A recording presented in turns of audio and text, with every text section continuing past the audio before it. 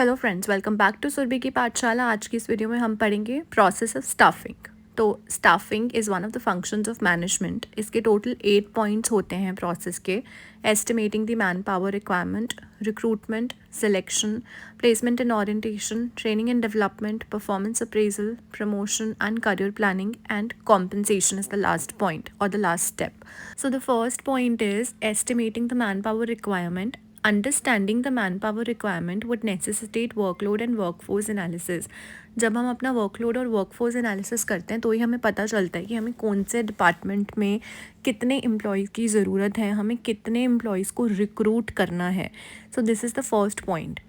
Next step is recruitment. Recruitment is the process of searching for a prospective candidate and inviting them to apply for the job. It is a positive process क्योंकि इसमें हम किसी भी employ को eliminate नहीं कर रहे हैं, रिक्रूट कर रहे हैं. मतलब एक ऐसा प्रोसेस जिसमें हम ढूंढ रहे हैं हमारी जो वैकेंसी है, जो वैकेंट जॉब है, उसके लिए कौन appropriate, which employee is appropriate for the post, for the vacancy available. This is called as recruitment, and recruitment is always a positive process. Selection is the third step. इसमें क्या होता है? It is the process of choosing from among the pool of prospective candidates. Recruitment से हमारे पास pool of employees, pool of candidates इकट्ठे हो गए. अब यहाँ पर सिलेक्शन में हम उनके वेरियस टेस्ट करेंगे और उसके बाद ये डिसाइड करेंगे कि कौन सा एम्प्लॉय हमारी वैकेंसी के लिए, हमारी पोस्ट के लिए सूटेबल है. So selection is a negative process जिसमें हम एलिमिनेट करते रहते हैं कि जो से एम्प्लॉयज़ हमें अनफिट लगते हैं. Joining a job marks the beginning of socialization of the employee at the workplace. अब हमने सिलेक्शन में सिलेक्ट कर लिया एम्प्लॉय. नेक्स्ट इज़ ओरिएंटेशन होता है यहाँ पर. सो यहाँ पर हम अपने एम्प्लॉय को फेमिलियर करवाते हैं with the work place, with the work area, with the other employees और क्या उनको काम करना है. So making the employee familiar with the organisation is the process called as orientation.